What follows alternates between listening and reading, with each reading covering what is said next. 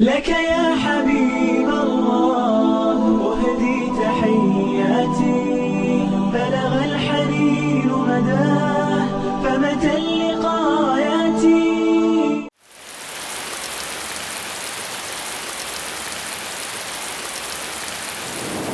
Assalamualaikum warahmatullahi wabarakatuh. Alhamdulillah wassalatu wassalamu ala Rasulillah Sayyidina Muhammad ibn Abdullah wa ala alihi wa sahbihi wa mawala wala haula wala quwata illa billah. Kaum muslimin wal muslimat dimanapun anda berada, di dalam kitab Muqashifatul Qulub yang dikarang oleh Al-Imam Ghazali rahimahullah di halaman 51 bab ke-22, yang di dalamnya menjelaskan tentang berbaktinya anak terhadap kedua orang tua, saya akan menerangkan satu buah kisah dan satu hadis dari baginda Rasul Nabi Muhammad SAW, yang mana hadisnya diriwayatkan oleh Al-Imam Abu Ya'la, Al-Imam Tabrani.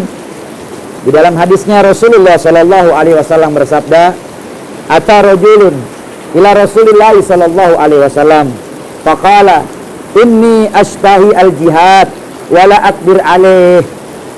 Qala hal baqiya min walidayka ahad? Qala ummi. Qala fas'alullaha fi birriha fa idza fa'alta dzalika fa anta hajin wa mu'tamirin wa mujahid." Sadaqallah wa sadaqa Rasulullah sallallahu alaihi wasallam. Kata Nabi Muhammad sallallahu alaihi wasallam di dalam hadis tadi, datang seorang pemuda kepada Nabi Muhammad sallallahu alaihi wasallam.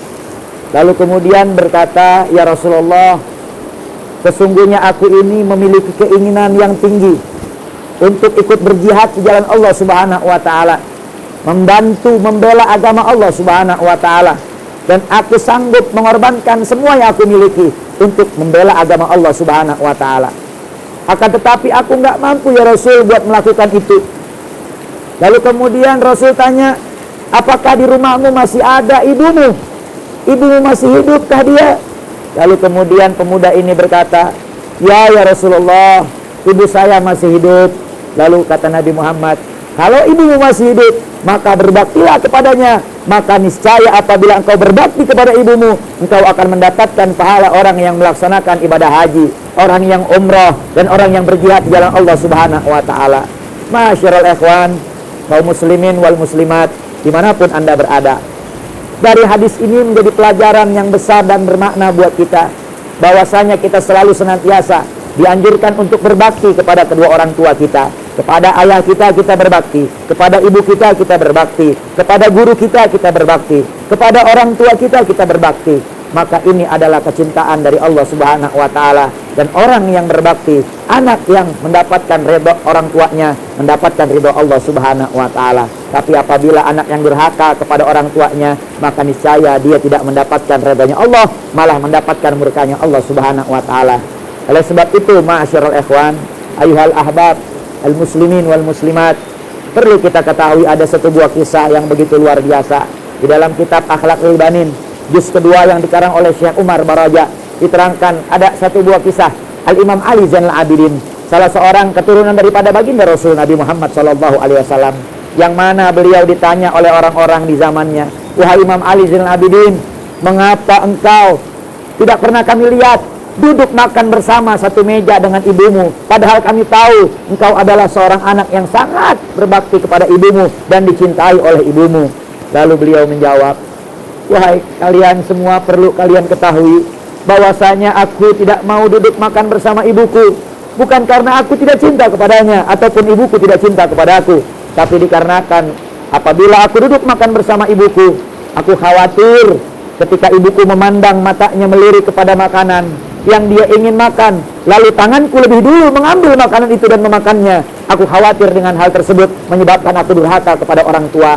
Masyaallah ikhwan, dari cerita ini menjadikan pelajaran bagaimana adab seorang anak yang seharusnya terhadap orang tuanya. Sampai sedemikian rupa baginda Rasul Nabi Muhammad SAW mengajarkan kepada kita. Bahkan di dalam hadis riwayat Imam Dailami, baginda Rasul Nabi Muhammad SAW bersabda, "Idza tarakal abdu ad-du'a lil walidaini fa innahu yanqatu anhu rizq." Bahwasanya apabila seorang anak dia lupa meninggalkan, mendoakan kedua orang tuanya, maka niscaya rezekinya akan dipotong oleh Allah Subhanahu wa taala. Tidak akan diberikan keberkahan rezeki oleh Allah Subhanahu wa taala. Sampai doa pun dianjurkan oleh Rasulullah untuk selalu kita mohonkan kepada Allah Subhanahu wa taala buat kebaikan kedua orang tua kita. Maka jangan pernah sakiti orang tua kita, gembirakan hatinya, selalu senantiasa hibur, penuhi segala kebutuhannya. Akan tetapi perlu kalian ketahui, jangan sampai kalian tergoda, jangan sampai kalian tertipu dengan dunia sehingga kalian menterlantarkan kedua orang tua kalian. Dan diterangkan juga di dalam hadis yang lain, Rasul bersabda, biru aba'akum tabirakum abna'akum. Berbaktilah kalian kepada kedua orang tua kalian, maka apabila kalian punya anak nanti, anak kalian akan berbakti kepada kalian. Dan ini menjadi satu resep dari Rasulullah. Apabila kita ingin anak-anak kita berbakti kepada kita nanti, maka berbaktilah kita kepada orang tua kita. Tapi jangan pernah sekali-kali kita mengerjakan, niat pun jangan, untuk durhaka kepada orang tua kita. Maka nanti kita akan mendapatkan hal yang sama, anak-anak kita akan durhaka kepada kita. Mudah-mudahan Allah Subhanahu wa taala jadikan kita anak-anak yang senantiasa berbakti kepada kedua orang tua kita, cinta kepada Allah dan Rasulnya Nabi Muhammad, dan dapat mengamalkan apa yang Nabi sampaikan. Sekian dari saya Ustadz Ahmad Al-Khan. Insyaallah manfaat di dunia wal akhirah. Wassalamualaikum warahmatullahi wabarakatuh.